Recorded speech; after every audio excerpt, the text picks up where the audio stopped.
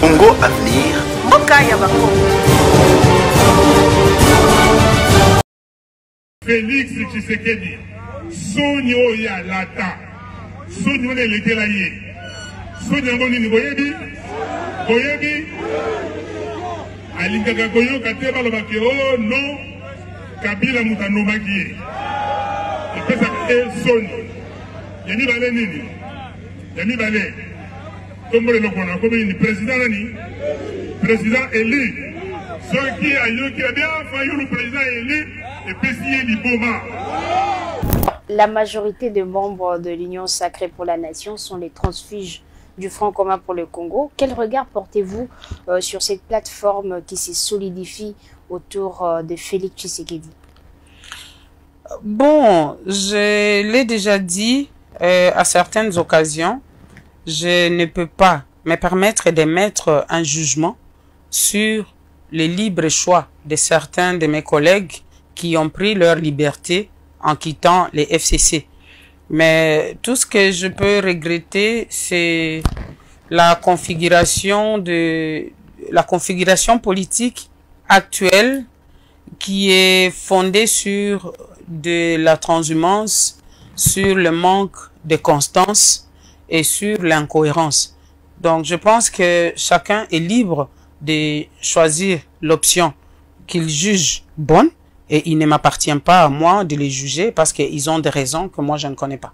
Une fois que vous serez au courant de tout ça, si ça vous tente, vous partirez? Non, pas du tout. Je ne suis pas quelqu'un d'inconstante. Je ne suis pas quelqu'un qui part à la première vague. Je pense qu'il faut apprendre même à la troisième vague, vous pourriez faire. Non, vous attendrez un peu longtemps. Hein. Il faut attendre plusieurs vagues. Alors, au regard... Et peut-être la dernière. Congo Avenir. Mokaya Bako. Bon début de semaine à toutes et à tous. Merci pour la confiance ainsi que la fidélité au Bosalaka. Na chaîne Nabiso, chaîne Nabino, chaîne Nabiso Nyonso. Congo Avenir.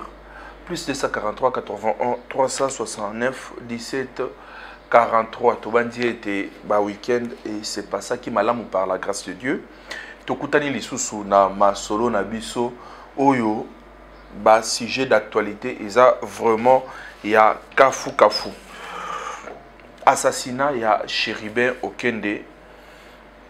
La famille et les avocats sont invités à une séance de travail ce lundi avec le procureur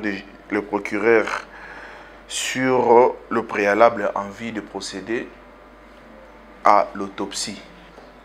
Donc, procureur a bengisi famille de Chéribin Okende naba avocat pour la séance moko à travail kotala ndenge nini bako sala autopsie ya nzoto ya Chéribin Okende pour na koyeba vraiment parce que biso nzoto yebi que ba enquête ils a toujours en cours ils a ko sala makoyeba eloko nini vraiment nde nani nde aza auteur ya assassinat ya Chéribin Okende.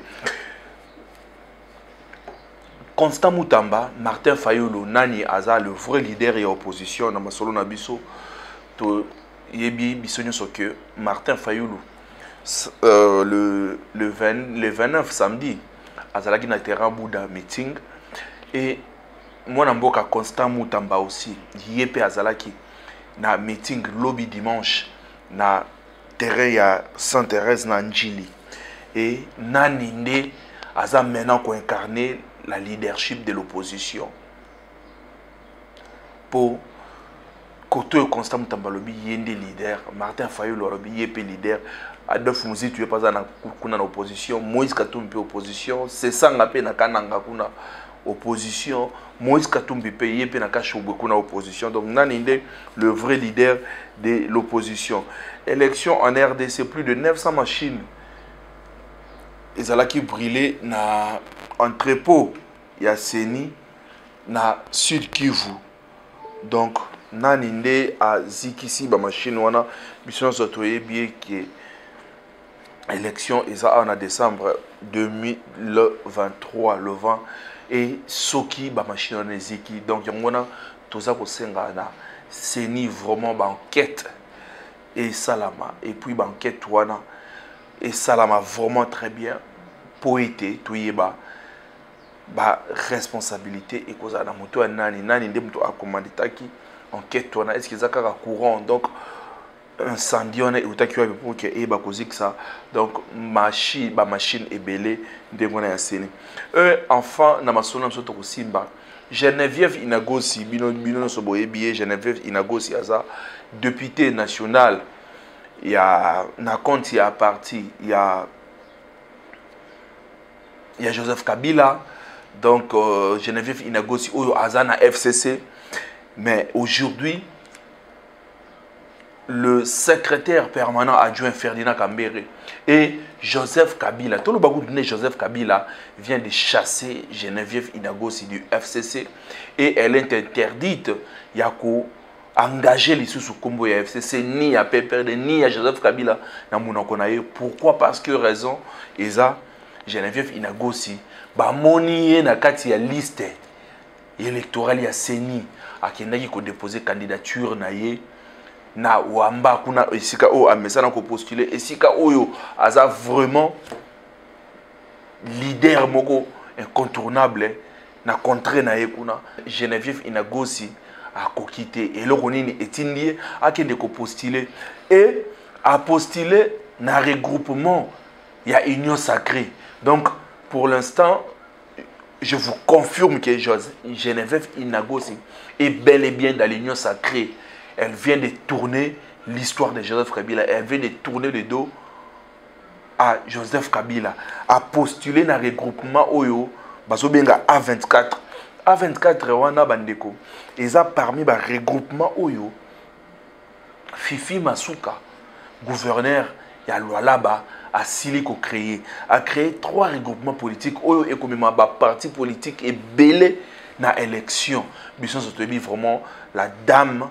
Fifi Masuka aza moi Simoro Obasaka na été aza vraiment makasi, elle est présente, elle accompagne le chef de l'État et a créé baba regroupement au Misato ba kombo nango A24 A25 na AN on a élaxi Alliance des nationalistes. Donc Geneviève Inagosi to bande ko lobato ko télécharger na masona biso Baouti ko benganaye na FCC. Elle ne peut plus engager les FCC bande konangai. Et azaye mon côté, la liste est longue. Donc baza awa na liste awa à part Geneviève Inagosi, batu baza est belé. Tu ebisa kibino. Tu ebite so Joseph Kabila akotika na banani. Transhumance et salama kala. Batu mususu batika na Joseph Kabila. Baza wana nde pour que bazo comme information et puis bakendaka nango esika mususu esika o bamemaka bango bayebi po na nzoto boye bakoki kosala jamais erreur wana na nzoto puis ya molimo ya kosala erreur wana ya kolanda makambo Joseph Kabila lobaka. C'est difficile. Pourquoi? Joseph Kabila aza na nyonso. Joseph Kabila a kokelelaka eloko mususu te. Et malgré la prise de position na ye, Joseph Kabila aza sénateur à vie. Aza na besoin ya ko s'enrôler te. Mbongo na ye ekobanda kobima, ba avantage na ye aza na yango akosiéger kati na Sénat ti mukolo akokufa. Ozomona. Donc ti mukolo akokufa, Joseph Kabila akozalaka toujours sénateur à vie. Et par rapport à Misusu, bazoko kate pourquoi? Soki mwandambo oyo batikalina Joseph Kabila bazana e. Pourquoi? La plupart c'est parce que ce sont des politiciens encore oyo bazana kati ya jeu. Prenons l'exemple baza ba honorable.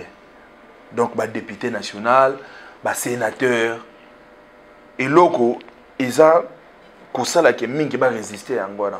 Donc, baza ba député et baza ba sénateur. Et loko donc etikali na bango yangwana. Soki lelo yo baza susu na ba fonction na te na ba titre wana te. Ba kotika na Joseph Kabila te, ba kokoka te. bakokoka ko vivre te parce que toyebi ba politicien na biso bakoka chômage te ba vivre kande esika masole ezali bazo vivre yango wana bandeko oyo baza donc libanda au moins bango vraiment libanda bakotaka na masolo te bazo vivre il faut ko féliciter bango ko pesa bango ba courage ebele neti prenons l'exemple tant tozolo ba ke mingi bazala kana Joseph Kabila na nzoto mais na molimo déjà bakatisa kala zwa lokola Renovac oyo ya ndeko André Kimbuta mais si bango nyonso baka na ministère ya finance tout baza na bango kuna André Kimbuta pe aza na sénateur koto na députation atika mwana na ye uzomona na provincial pe atika pe mwana na ye ba suppléante baza ba membre famille politique et lorsque bamsu ba osala makambo na ba ben minaku baza e bandeko nanga tanto lo barango awa eza par rapport à l'investigation tout ça là et par rapport à l'enquête tout ça là baza et belé preuve on est que tout beta c'était tout le 500 Jeep Palisade et si là naba oyo boyebi wana bazalaki na Joseph Kabila neti ndeko Geneviève Inagosi azwa Palisade ce que comment na ndako na yete a chango à vente directement et tangu bato bafana na Joseph Kabila bakendaki kozwa moyen bakende kozongo na moi ezalaki te parce que eko créer les bango ba frustration eko créer les ba problème na parti politique na bango na ba regroupement na bango yango misusu banda ko kende na ba 2h du matin na ba 3h du matin parce que conditions zalaka avant ozwa Jeep il faut présence na yo moko assistant parlementaire te suppléant te pourquoi parce que suppléant pe ozwa Jeep te parce que nezana même ba ministre mingi o bazane ti ba muyaya. Ce sont des ministres, mais ba palissade bangonde bazwaka. Ba palissade bangonde bazwaka ba tikara ba suppléant bon ba bénéficier ba avantage mususu et be molima ba kabolaka. Donc vous avez un système au nez ba beta. Maintenant un élu a eu ba avantage nyonso o yazana yango et mandat ezokindi ko sila. Bino PPRD FCC besoin na ba discours o ezake bango ba postulité. Est-ce que bino ne mutu beaucoup assurer ma carrière politique na bango parce que bino boza déjà ya kobunga et na ba couloir ba lobaka yango ba bazo saso ditala Jimmy Dide ceux qui va changer discours na bango te heureusement que biso loka tous ba candidat tous un avantage pour candidat sur OK kotika candidature na yo aux appels na droit ya ko ça là enrôlement ba la mort do ya aux carte d'électeur donc bande ko belé ba kokokate et Joseph Kabila a signalé secrétaire permanent, il y a PPRD adjoint Nani Ferdinand Kambere à Salele. Donc, va interdire. Donc, dès aujourd'hui, Geneviève Inagosi ne plus dans le regroupement de Joseph Kabila, ne plus à côté de Joseph Kabila, à continuer dans l'union sacrée. À côté de l'union sacrée, à déposer une candidature. Donc, je pense que Régie, ils ont proposé photo bozomona candidature naie, kuna na wamba et pas na bango. Comme en tant que député national. Et je pense qu'il y a un peu provincial, tant que Goya, à Rocha, sous la provinciale. Pourquoi? Parce que là-bas, à Zalaka, na succès là-bas, à autre déjà qu'on a élu 2 fois. Et il y a un tour au sous, avec autant de chance. Boyo ka régie, réalisation est proposée, il y a donc réaction, il y a famille politique, il y a Joseph Kabila. Pour nous interdire Geneviève Inagosi. Achaka ni susu makoni na kingakati te. Donc le loyo ndeko Geneviève Inagosi abosa na kingakati ningi zalaka. Soko kene kingakati akinanga ko batu nyonso ake tourisme na yende zalaka ake na restaurant ake na ba gazebo wana ake ko matata na tyrolienne ake donc e comme na ningo wana. Mais au réunion na Joseph Kabila ba bisi amekara lisuté. Elle s'exprimait et elle était connue comme députée FCC. Geneviève Inagosi interdite d'engager la plateforme politique de Joseph Kabila. C'est le secrétaire permanent adjoint du PPRD, cadre du FCC, qui l'annonce après affichage de la liste des candidats aux législatives nationales, des candidats enregistrés dans la circonscription électorale de Wamba. Le FCC avait appelé ses membres à ne pas participer aux prochaines élections Ferdinand Cambéré estime qu'un membre du FCC qui sera dans la course et sur la liste de la CENI comme candidat sera considéré membre de l'Union sacrée. Ferdinand Cambéré, joint au téléphone par Myriam Boketchou. Que ce soit pour notre ancienne camarade Nagossi ou quelqu'un d'autre que vous verrez là, vous n'allez voir personne présenter sa candidature au nom du FCC ou au nom d'un regroupement membre du FCC. Ce régime aux abois, lorsque on réclame un processus électoral inclusif, démocratique et libre, ce n'est pas en recrutant un ou deux membres qui étaient avec nous et qui va aller. Ça sera la même chose comme ils ont recruté les Manara ou les autres l'été. C'est pas ça qui va annuler les revendications qui restent les mêmes du FCC. Ils sont déjà fait mandat. Les gens qui ont peur pour leur avenir, chacun a ses motifs pour aller. Ils vont comme union sacrée. Aujourd'hui, la députée nationale Geneviève Inagos ne peut plus s'exprimer au nom du FCC. Il va le faire en vertu de quoi? Le FCC est organisé et les partis membres également. Les regroupements du FCC sont connus. Personne n'a adhéré à ce processus-là. Ceux qui quittent le FCC pour aller participer à ce processus, ils sont membres de l'Union sacrée et nous les considérons comme tels. Et ceux qui sont allés le matin, qui partent à midi et qui partent le soir, ils sont tous membres de l'Union sacrée, c'est tout. Et Binomoko Boutiko Kawana, donc c'est comme ça. Balobaki bango balobaki que oyo nyonso akotambola or ba décision ba bazozwa bako chaili banda et tomona ki yango awa ezala kala mingi a le 16 juin nde Joseph Kabila auta ikoyamba bango na kingakati.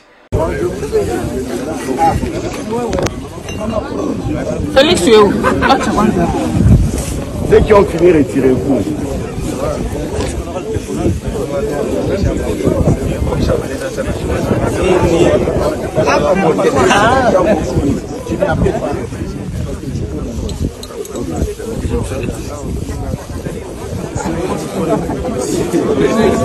Retirez-vous,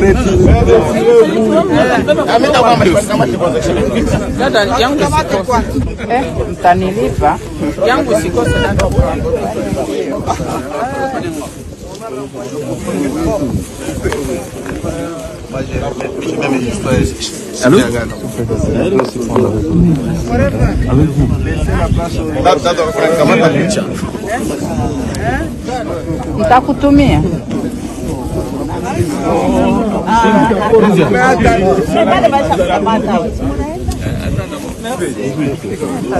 Kila mtu nitamtumia.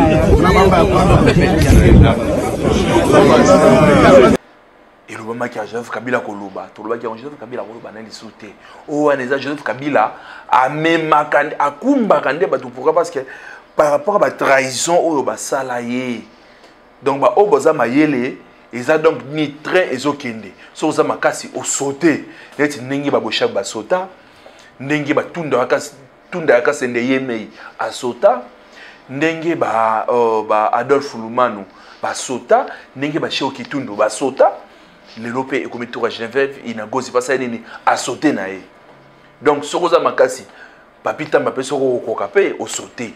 Bah India pensé au koka, au sauter na minopo, kuneza Joseph Kabila azo kenedo très wana été les makate et bo imiter souka na minosoki et rosala ndenge nini. La majorité des membres de l'Union sacrée pour la nation sont les transfuges du Front commun pour le Congo. Quel regard portez-vous sur cette plateforme qui se solidifie autour de Félix Tshisekedi? Bon, je l'ai déjà dit à certaines occasions, je ne peux pas me permettre d'émettre un jugement sur le libre choix de certains de mes collègues qui ont pris leur liberté en quittant les FCC.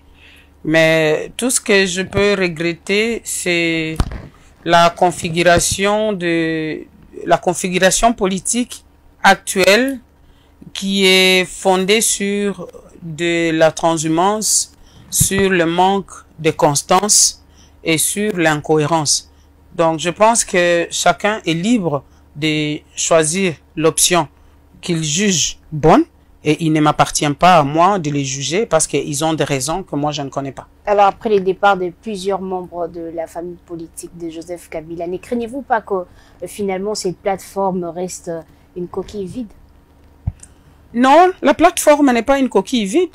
L'exemple est que je suis là devant vous. Est-ce que vous pouvez considérer que là où je suis... Si vous resterez non, je suis là. Vous partirez. Non, je suis là. Vous m'attendrez un peu longtemps. Je suis là et je ne suis pas seul. Il y en a beaucoup d'autres. Ils sont nombreux. Et comme je l'ai déjà dit, le FCC, c'est comme une porte. Autant qu'il y a des sorties, autant qu'il y a des entrées. Et c'est une pépinière qui est capable de se reproduire, de reproduire des cadres, des hautes factures. Et nous sommes là. Nous n'allons pas disparaître. Je pense que nous, au jour le jour, nous nous consolidons. Mais tout ce qui s'est passé, effectivement, nous a certes entamé, mais ça ne nous a pas découragés. Et en face où sont allés nos collègues, c'est une union sacrée qui n'a pas, de mon point de vue, dont je ne connais pas le fondement juridique. Je ne connais donc pas la vision, la mission, les objectifs. Et c'est difficile de savoir si leur choix a été le meilleur ou c'est notre choix qui est le bon. Une fois que vous serez au courant de tout ça, si ça vous tente, vous partirez? Non, pas du tout. Je ne suis pas quelqu'un d'inconstante. Je ne suis pas quelqu'un qui part à la première vague. Je pense qu'il faut apprendre même à la troisième vague, vous pourriez partir. Non, vous attendrez un peu longtemps. Hein. Il faut attendre plusieurs vagues. Alors, au regard... Et peut-être la dernière. Donc, allez-y comprendre. Vous comprendre. Les politiciens n'abissent comment est-ce que makambo et ça maka et wana bozomona basala qui les 16 ans bala qui permet bazo kanga ba photo oh na juillet donc le 16 juin na juillet ni ne bandaka entre je crois donc le fin juin début juillet ne dépôt ba candidature bandaka yango boyi baka yango tolobaka nyonso le cœur de l'homme motema mutu boyi yango te mutu muso ko zabina bozo lia na ye. Mais nzoka après avoir kolia na yewana na sima aza na plan moko boy ya ko niata yo vraiment yo pe otika pe ko yebate bozo seka bozo mela bozo kabola pe nini kopo bobeta ni boy. Et Geneviève Inagosi aujourd'hui elle a tourné la page à une union sacrée pour nako aye du bon côté de l'histoire ndenge bandeko ya union sacrée balobaka esika o pe bandeko ebele oyo bazali kaka na ndenge bazo koloba. Donc plus de 900 machines et silikozika ndenge nini. Ba enquête sérieuse il faut et ça là-bas et ba coupable toyiba bango pour que ba responsabilité et ça la likolo na bango. Ils sont toyibi awa élection eza kala mingité. Élection eza kala mingité et le 2 août awa dépôt ya ba candidature dans les législatives provinciaux na ba on se va opposer na niveau communal izo banda sikoyo eloko oyo elingi sala masusu ndenge sala maka na 2018 période ananga awa na entrepôt ya ba américain esika o seigneur ndo machine ba machine ezika mituki zika mutaziki sango eyebana te yango to sengi faut ba enquête et sala ba yeba ko établir ba responsabilité sur bato nyonso o bazana sema makambo dans les pamba boy motongo et utela ki wapi motongo et utela ki wapi pour mission sobique ndeto so kende awa élection le 20 décembre il faut et zala et soki ba dépôt ba candidature ici liawa il au mona bosana ki mise au point moko awa na mois de septembre déjà na août awa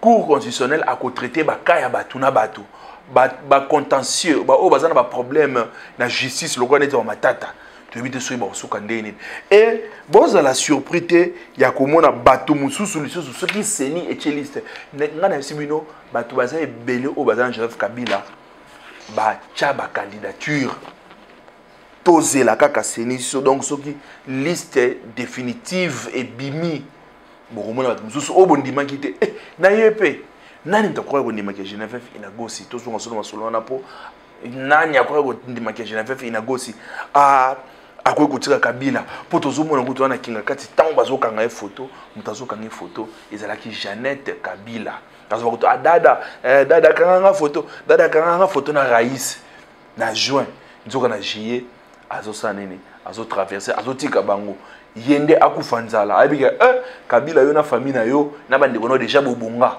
biso to kufanzala pour 5 ans au seko ya awa donc bango ba possibilité 5 ans on a siko vie politique na bango ekozala nini batali sima bazongi bato Constant Moutamba carton plein dans Sainte-Thérèse Régie Bolanda. Dans la stratégie, on tient donc en place une structure qui va s'occuper de tous les nominés de la République.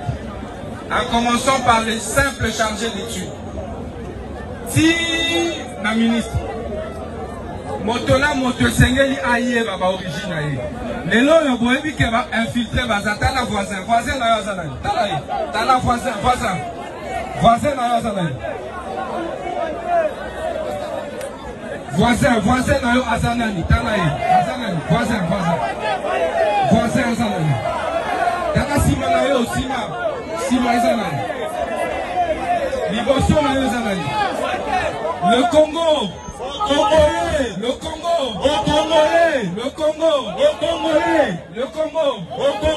Et là, on Moutounion soit comme il rêvé à gérer Mboko. Voyez, on l'a mouki na yo sori wapi, sori na Tanzanie, sori wapi. Voyez, on a la présidente Mboko. On a beaucoup de Constant Moutamba a confirmé qu'il leadership que yende muto asimbi nzungu ya opposition et na mupandi ya Martin Fayulu Pekuna ezalaki terrible na terrain Bouddha ya lobi yango déjà à part le 29 le 12 août je crois va projeter sous encore meeting na marche sous bon lobi ba na balabala article 64 pour que basila ko bengana Félix Tshisekedi na Kibokondi ba kosalela article 64 boyoka Martin Fayulu na biloko o réalisation et proposé biso.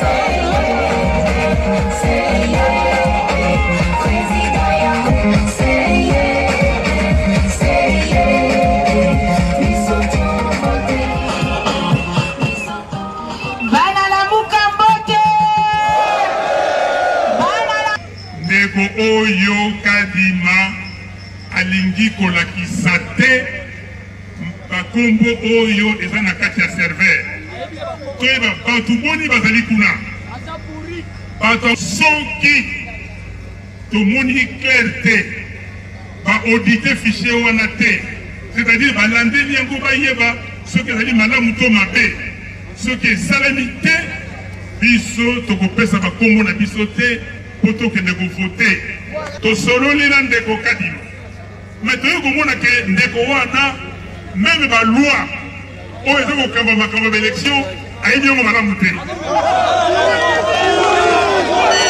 to le bina ekoy wana bazali soko peki ba auditeur na yo eza ya yo mais c'est pas l'audit externe parce que batona baza ba camarade na yo madame Janet Love sud-africaine vous voyez la réponse en Afrique du Sud au Sénégal Moutouana, Malawi, Azali, consultant permanent, il y a EISA, compagnie de Sarakuna. Moussoussou, Azali, Kabanda, Azali, Moutoyo, Azali, Seni, directeur de la logistique. Moussoussouana, Azali, directeur à son hôpital à Kitambo Sogini. Mais, Batouana, Basa Batounayo, Nengi Batoumi Tan, pendant 5 jours, à la audit, il est affiché aux 49 millions d'électeurs. Sur le but, on dit à côté, Kadima, à le but, oh non, Andekouana, Batangi, rapport, il y a audit, c'était, auditeur, naïe, Basaraki. Mais Kadima, on a vu ce qu'on a boulonné, mon boya. On a vu ce qu'on a boulonné, T'as la rapport, le bio. 165 combien de pages. bandeko na ngai soki botangi rapport oyo bokolela bokoseka ye. Il n'y a rien ici. Donc azwi badocument acompile badocument mais makambo batuni ye makambo batuni ye ndeko na ngai akanisa te ke bakongolais bazali bazoba akanisa te ke toye kosala makambo oyo mpona koluka mbongo passe boyikote te tolingi élection ya nini ya malamu tolingi nomination te yango wana tokosala makasi. Alors nakosenga na bana ya Congo nyonso bapoliticien ya société civile bango nyonso balanda biso balanda makambo toza koloba mpona ete mboka eza na kimia. Congolaise moto te aya kuna na kombo ya Fayulu alobi ke ngai na ye naza moto ya Fayulu koyoki ngai bato basalaka misala wana batala yango balandela yango bayeba ke olobi ke ezali 43 millions 900. Est-ce que ezali beta ya solo?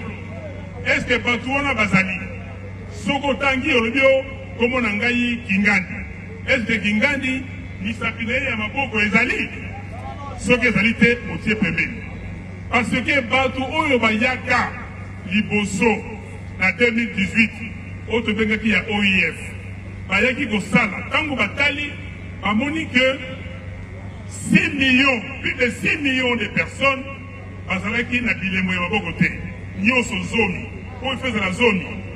Et puis plus de 2 millions 400 bazalaki soit moko soit mibale soit misato nyonso ezalaki te lingi koloba ke près de 9 millions wana bazali ba fictif. Elingo baboye ngai soki na zwi machine ngai moko na machine nakokoma kosakana nati boye pa na mipesi kombo na mibale nati boye pa kombo mosusu ti misabizomi nsima na bandi oyo na oyo ekomi zomi na moko oyo na oyo zo. Donc je peux créer plus de 100 noms ngai moko eloko oyo toza kofongola bino miso. Monsieur Kadima azali spécialiste ya observation électorale elingo loba nini ye akeleke na Afrika kotambola na kompagnie azali kosala atalaka makambo ya élection ezoleka ndenge nini bongo sikoyo ye ayekola ndenge nini bayibaka ndenge nini batrishaka na élection yango wana bake bazwi ye balobi ke Félix Tshisekedi soni oyo alata soni wana elekela ye soni yango nini boyebi alingaka koyoka te balobaki o non Kabila mutu anomaki ye epesaka ye soni ya mibale nini ya mibale tombo leloko na komi nini président nani président élu soki ayoki abia Fayulu président élu epesi ye liboma bosili kolanda wana Martin Fayulu biso za na eloko koloba te et tokamwaki na kobima na bango désordre bandeko ya oyo bautaki meeting ya le 29. Donc meeting le 29 meeting zaleka moko bandeko oyo ya décidé ya parti ya Martin Fayulu bakendaki kusukisa na masina na siège ya Nouvel Élan oyo ya muzitu ba saccager yango et biso tokamwe qui l'autre ici ndeko nani Blanchard Mungomba tango ezalaka batu ya kamususu o ya pouvoir so ibasa ili kambu ayaka vraiment avec beaucoup d'énergie ya ko condamner mais tala comme eza ya bandeko na bango ya camp politique moko ya lingomba moko ya idéologie moko azoko koloba te wana siko akomi ko utiliser donc azui mayele nyonso ya ki avocat achi wana au non jamais bokoki ko sala nini boy donc akomi koloba avec ba réserve tozana na preuve te eza makambo boye eza makambo peut-être bokoki koloba mutu boye fu ba enquête nde sala mapoto yeba mais lorsqu'ils ala rabatu mususu ba yaka directement na discours et à condamner yango wana to changer façon na biso ya ko la politique toujours comprendre te bande ko na ngai il faut vraiment ba éclaircir biso oui bato ba yembaki na stade et dollar et kita ce n'est que normal to komi komona koto ba tableau comme belé affichage na batuna affichage na bango 22 000 22 500 23 000 bamsusu kutu 21 000 net ndeko Abraham Lwakabwanga yenda za champion oka okote msusu 20 000 mais to uti ko beta siko na Google ba pesa biso to ya banque centrale na biso to ezana $1 ezana 2474.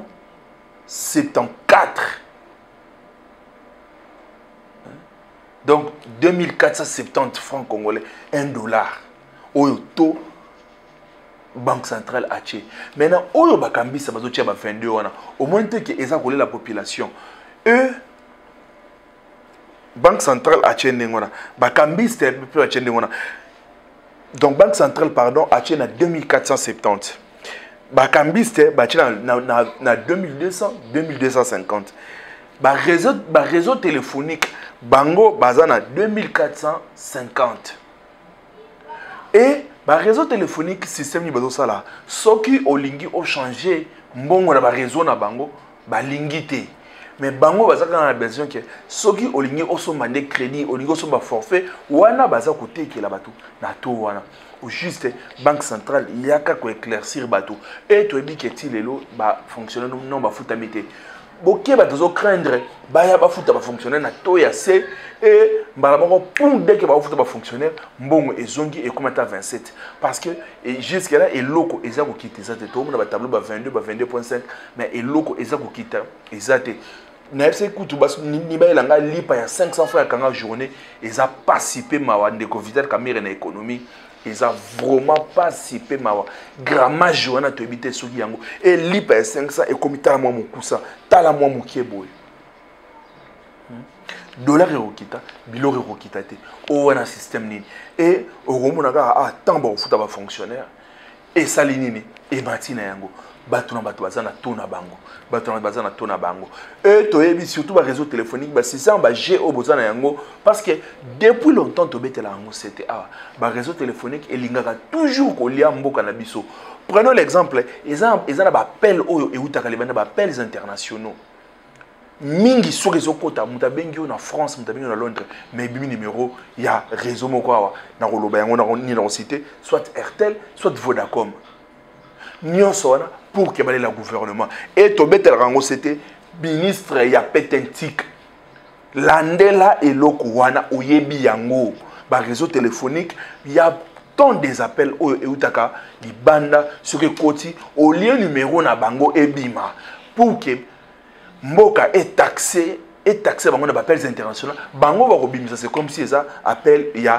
national et ça na sens ten ko yiba mboka tina niveau ndengwana mboka yango ekobongaka ndenge nini mboka yango ekobongaka pe mukolo nini et tosili komona ba nomination et salami na cabinet ya ministre ya économie Vital Kamerhe bisoto boité soki bana batangi eza problème té et bana bazana compétence oui eza problème té mais ko nommer bana misato soki 4 personnes ya même famille mbala moko mbala moko eza nini bana nyonso wana kaka na cabinet na yo Daïda Mpiana Didier Kamerhe nani lisusu donc baza au moins 4 na cabinet moko bongo ba collaborateur misusu wana pe balaka na nini te yango wana bandeko na ngai conscience na bino elamuka conscience na biso elamuka omoni ba politicien toye ba ndenge ni to travailler na bango raison pour laquelle il y a eu des départs mikolo yo ba départ na parti ya Vital Kamerhe okukate ba collaborateur ba lembi soki ezali tokende bitumba biso tokende bitumba soki komi na moment ya ko récolter bato mosusu nde bazo ya ko récolter plus de 143 81 369 17 43 gouverneur ya banque centrale yaka ko éclairci pour na taux ya dollar moto na moto azana taux na ye koto yo banque centrale azana taux na bango réseau téléphonique azana taux na ye banani ba changeur de monnaie bakambiste bango pe baza na to na bango mais biloko ata eloko moko eza kokita te. Et la famille politique de Joseph Kabila baoti ko bengana Geneviève Inagosi suite il y a ko postuler parce que Joseph Kabila le baki ba onion so baza na idéologie na simanae mutu moko te acha candidature et yé Abouki Mibeko accueilli du bon côté de l'histoire na union sacrée. Bande konangai, que Dieu bénisse la République démocratique du Congo. Nde tokutani mikolo mizali koyana ba information misusu. Congo Avenir. Mboka ya Bakongo.